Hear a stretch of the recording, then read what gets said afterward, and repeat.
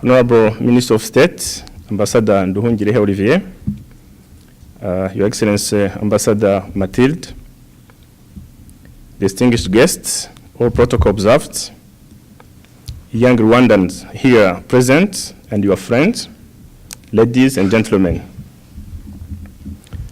It is my privilege to represent His Excellency Paul Kagame, the President of the Republic of Rwanda, in this Rwandan Young Professional Conference. Our President conveys to you all warm greetings and best wishes.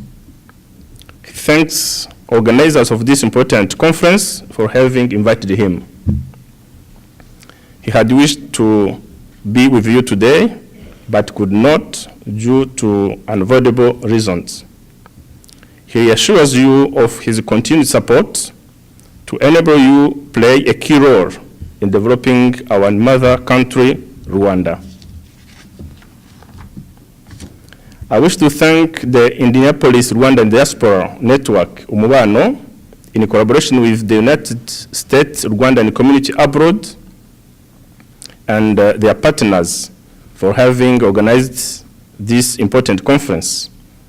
As it has been mentioned, this conference aims, among others, at mobilizing Rwandan young professionals in the diaspora for development of our home country, Rwanda.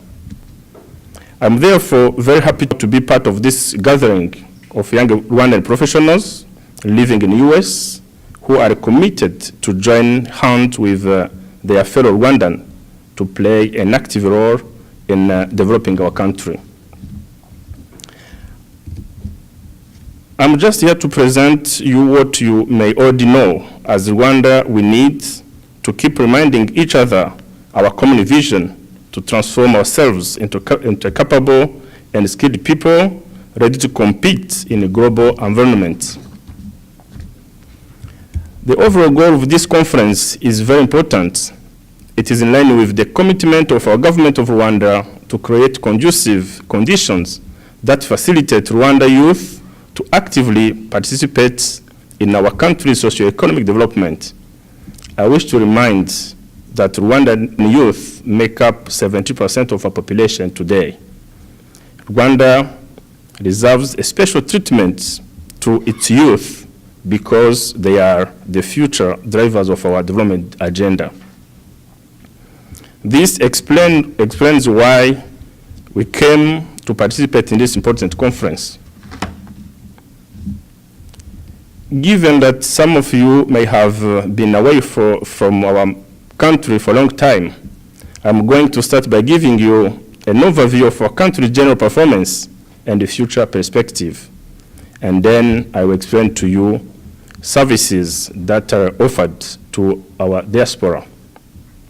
Dear participants, under the leadership of His Excellency Paul Kagame, Rwanda embarked on a development journey that was inspired by three fundamental choices that we Rwandan made. These are unity, thinking big, and accountability. In the last 10 years, Rwanda's economy has been growing at an annual average growth rate of 7.2%. And in general, the trajectory of our economy is positive and promising. Last year, our economy grew by 8.6% against 7.2%, which was projected. This was mainly due to good performance of the industry sector, followed by services and agriculture. Our economy is projected to grow at a rate of 7.8% this year and 8.1% in 2020. These projections are in the framework of National Strategy for Transformation 2017-2024, which lays a foundation for a Vision 2050. This Vision 2050 that you may have heard about aspires to take Rwanda beyond upper middle income by 2035 to high living standards by middle of the century 2050. To get there, we thought that the Vision 2050 should focus among others, on priorities such as developing modern infrastructure and livelihoods, developing high-value and competitive jobs and sectors. There is no doubt that young professionals, you will be part of this journey, and you therefore have a key role to play in achieving this development agenda, driving the country's vision. Let me elaborate a bit more about this development agenda. The first 4 years of the Vision 2050 will be covered by the National Strategy for Transformation that started in 2017, as I said. This National Strategy for Transformation is mainly divided into 3 parts. The first part deals with the economic transformation. The main objective of this economic transformation pillar is to accelerate inclusive economic growth and development founded on the private sector, knowledge, and Rwandan natural resources. This objective will be delivered by focusing on key different priorities and interventions, such as creation of over 214,000 jobs annually, increase of urbanization to 35% by 2024 from 17.3 we had in 2014, growth of export by 17% annually, and develop local industry through Made in Rwanda, ensure digital literacy for all youth, especially from 16 to 30 years old, and 60% of adults by 2024. We need also to increase the long-term savings. We need also to double credit to agriculture sector from 5.2, which was the number of 2017, to 10.4% in 2024. We need also to increase irrigation and to double our agriculture production to make sure we have the food security in our country. The second pillar is about the social transformation.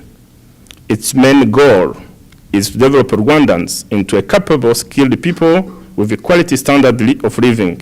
This goal will be achieved through the implementation of priorities, including eradication of extreme poverty, improved access to water and sanitation, electricity, and universal access to quality health. We need also to work on disease prevention, fighting non-communicable diseases, drug abusers and trafficking, universal access to quality of education, and improved access to basic sanitation and hygiene. We are also planning to promote affordable housing. The third and last pillar focuses on transformational governance, and the overall goal is to consolidate good governance and justice as building blocks for equitable and sustainable national development. Dear participants, to reach where we aspire to be in terms of development, as I have mentioned, our implementation plan was grouped into economic, social, and governance clusters. This was done for ease of good monitoring and coordination. I now want to share with you some of our achievements in relation to these clusters. I am sure many of you who have been coming to Rwanda have witnessed many of what I'm going to talk about, of course. In the economic cluster, a lot has been achieved. As example, we have improved our road network by constructing new roads and well maintaining the existing ones. So far, the road roughness index, as per the 2018 Global Competitiveness Report, ranks Rwanda the quality of roads the first in the East Africa and the third in Africa, on African continent. The modern land use master plans were developed to enable trade and industry, tourism and regional integration. Several initiatives were implemented, such as construction of cross-border trading facilities, elimination of non-tariff barriers, extension and construction of processing factories, and high and medium standard hotels. We have now 10 industrial parks, including Kigali Special Economic Zone, which were designed. Some of them are operational, others are under development or construction. In agriculture, between 20 and 2019, different milestones were achieved. The following are just some examples. We had improvement of agriculture production through what we call crop intensification program. This program was generally designed to maximize agricultural production. Under this program, several initiatives were successfully implemented. For example, land consolidation increased from 18% in 2010 to 61% in 2017. The use of inorganic fertilizers increased to 39 kilograms per hectare in 2018 from 14 kilograms in 2018, which is above 16 kilograms per hectare, which the average level applied in sub-Saharan Africa. To cope with the climate change, we introduced the irrigation scheme. So far, 10% of irrigable land is under irrigation against the 10 National Strategy for Transformation target of 17%. To promote young entrepreneurs and employment creation for youth, the government of Rwanda, through the financial support of the Business Development Fund, commonly known as BDF, assisted different youth entrepreneurs. For those who don't know what BDF is, I would like to tell you that it is a fund dedicated to facilitate access to finance for SMEs through innovative financing options. BDF provides different financial products such as credit guarantee, equity investment, grant management, and so on.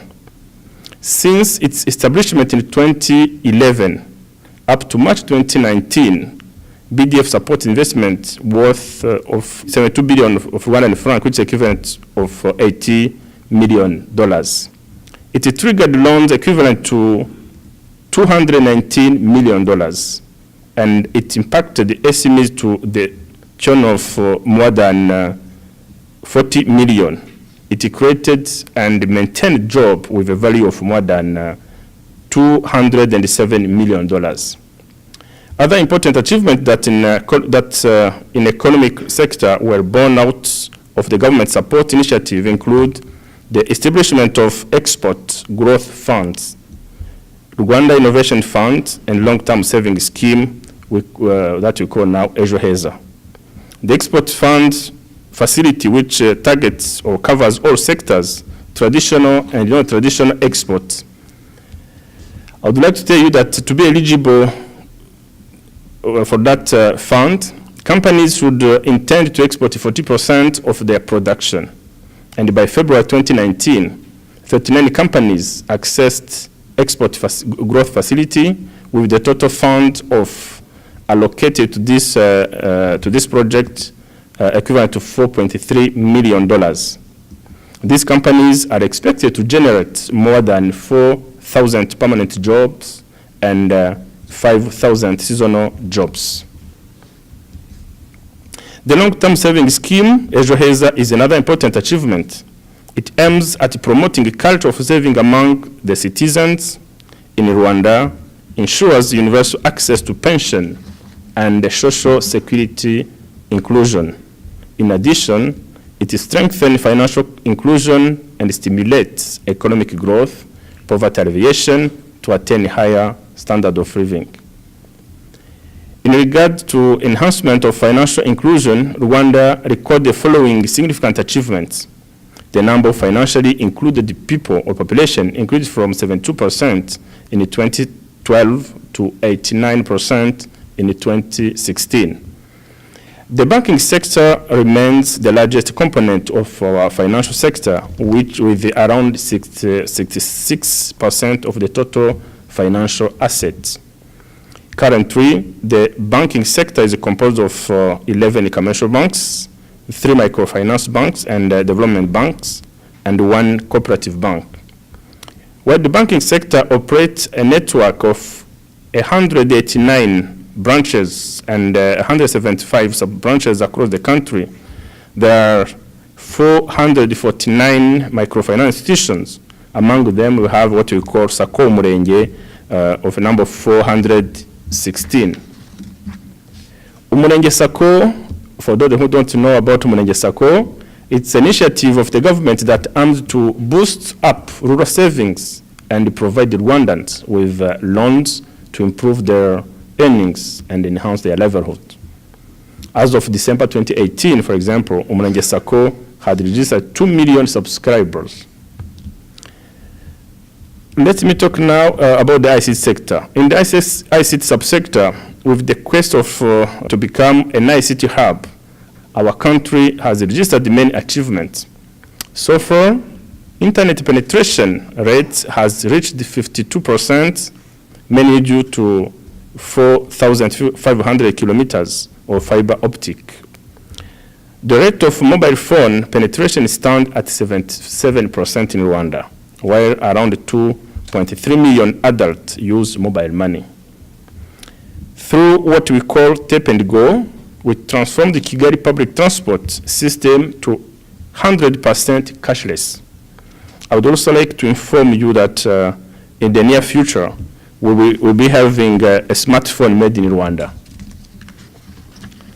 Now, a smartphone manufacturer knows that Marathon is currently constructing its factory in Rwanda. And I hope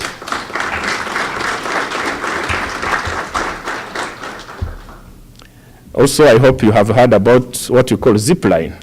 And this is a medical drone, delivery services such as blood and vaccine, which is working now in Rwanda since a few years ago. Distinguished participants, ladies and gentlemen, I would like to inform you that our country achieved a lot in the social sector, and in this regard, I can mention some examples. The government of Rwanda put in place a number of strategies to promote the quality of education. In the health sector, Rwanda has made a tremendous effort toward improving life of its population, thanks to the implementation of various policies and strategies, such as health workers. Those are people who are helping our population in rural area. And we have now health indicators such as infant mortality rate, maternal mortality rate, which dropped considerably. And the number of women delivering in health care facilities increased from 30% in 2005 to 91% in 2015. Several innovations to promote standardization of health sector were put in place. They include the establishment of Rwanda Food and Drug Authority. Now we have what we call Rwanda FDA. We have also developed different programs to assist our Ministry of Health and our people to make sure that everyone can have access to health facility, but also to different medical care. I'd like to give you some information regarding holistic approaches that Rwanda has done to improve its business environment. Some of you may think this does concern you, as you do not have enough startup capital to invest, but don't worry, the skills you have now, the love of your country, in addition to your innovative ideas and the connection, are the most important thing we value as a government. I would like to tell you that investing in Rwanda is profitable. As you know, Rwanda is secure and economically stable as a country. The entire legal framework provides a conducive environment for business. As you know, the 2019 World Bank Doing Business report ranks Rwanda 29th globally, and second in Africa, and then the first in the East African region. The 2018 Corruption Perception Index by Transparency International ranked Rwanda the fourth least corrupt country in Africa and the first least corrupt country in East African community and 48th globally. Rwanda has vast untapped opportunities for investment, particularly in the sector of infrastructure, energy, agriculture, tourism, information and communication technology, real estate and construction, financial services, and mining. To attract more investors, Rwanda has put in place different investment incentives the recently approved investment law, Rwanda has an array of investment incentives for investors ready to invest in the key priority sectors. Rwanda offers both fiscal and non-fiscal categories of incentives. Let me tell you maybe about the fiscal incentives, which include a 7-year tax holiday for specific sectors investments in manufacturing, tourism, health, exports, energy project producing at least 25 megawatts, as well as in ICT with an investment involving manufacturing, assembly, and services. The investment should be at least, in this case, the investment should be at least $50 million, and the investor should contribute at least 30% of this investment in the form of equity in these sectors. A preferential CIT rate of 0% for international companies with their regional offices in Rwanda and that fulfill certain requirements. A preferential CIT rate of 15% for registered investors undertaking exportation, energy generation, transmission and distribution, and then transport of goods and related activities. We have also exemption from capital gain tax, 5-year tax holiday for microfinance institution, custom exemption on products used in export processing zone, and we have also other immigration incentives. Regarding the non-fiscal incentives, we have first online business and investment registration, which takes less than a day. We also established a reinvestment and aftercare department to resolve investors' issue after registration and fast-track project implementation. Assist with tax-related services and exemption. Assist to access utilities like water and electricity, and then assistance with obtaining visa and work permit. We have also a one-stop center that provides notary services, and we also deliver investors services in a rapid turnaround time of 6 hours business registration and 24 hours investment registration. At this juncture, I wish to share with you some of the services that the government of Rwanda offers to community abroad. We have, I will just give some examples, like facilitation to open an account in different commercial banks in Rwanda. This helps our diaspora members to transfer funds to Rwanda at no charge at the receiving account. Assistance to acquire loans that will help diaspora members finance or fund their development project in Rwanda. Facilitation the process of land registration, transfer. Also, diaspora members who wish to renew their passports, of course, are helped through our Rwandan embassies. That's one I'm sure you know. And then organize and facilitate thematic events that mobilize different sectors of the member of the diaspora, as the Torero, or Rwanda Day, and so on. We have also legalization and authentication of documents from abroad or from Rwanda that will be used abroad. Facilitation of and support the creation of Rwandan community abroad, of course, like the event we're having here today. We have a list of incentives, and we try to, to assist our people who are living abroad. And the idea is to make sure a Rwandan, wherever you are, you feel like you are home. I would like to conclude by reminding every one of you that Rwanda is yours. I wish to thank you once again for having organized this important conference with the theme, the role of Rwanda's young professionals in national building. I want to thank you for having chosen such theme for this conference. It really encompasses all that we want from you, our youth, our young professionals. I'm grateful that I had this opportunity to be part of this conference and this conversation. I was able to tell you about our country development journey, how far we have gone, and where we want to be as a country. I hope that this information will be helpful for you young professionals who want to be part of this development journey of our country. I wish to reiterate that the government of Rwanda will continue to support initiatives like this that aim at shaping Rwanda's development journey. I'm looking forward to our constructive conversation in today's conference. I thank you so much.